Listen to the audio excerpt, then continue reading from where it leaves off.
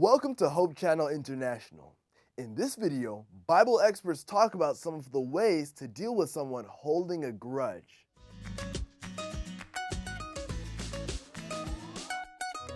It says in verse 3 that people would be unforgiving.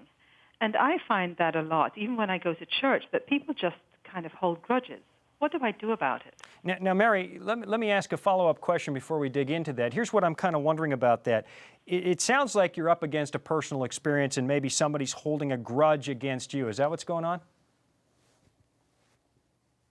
Mary? Feelings, yes. I kind of hurt someone's feelings at a church picnic, and she caught me bad-mouthing her to someone else, and I know what I did was wrong, and I did apologize several times, but, you know, she's still not talking to me.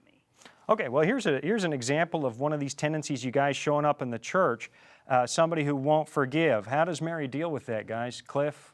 Well, again, without knowing all the details, but I generally, and this isn't so much on the topic, this is a little more pastoral. I do have a pastoral side, believe it or not. But I'd say probably over time. I say if you just stay friendly with the person and give them time, time does tend to heal things and so on. But again, the point is all this stuff here, if we're not connected to the Lord, if we're not daily surrendered, daily connected, any one of these things could come into any one of us. And so I think your friend there, whatever, I don't know all that's going on, but without that connection to the Lord, these things will come. But in a different note, if you give them time, more than likely, things will work out. Gary, what do you say? Well, people who don't forgive, they're really hurting themselves.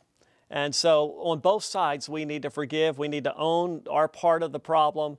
And just, I find in a practical sense, like what Cliff's talking about, if you show yourself friendly and you're kind to people, regardless of what they're going through, over time, they do come around. And so I would pray about it, number one, Mary, and then I would find ways to show acts of kindness and concern for that person.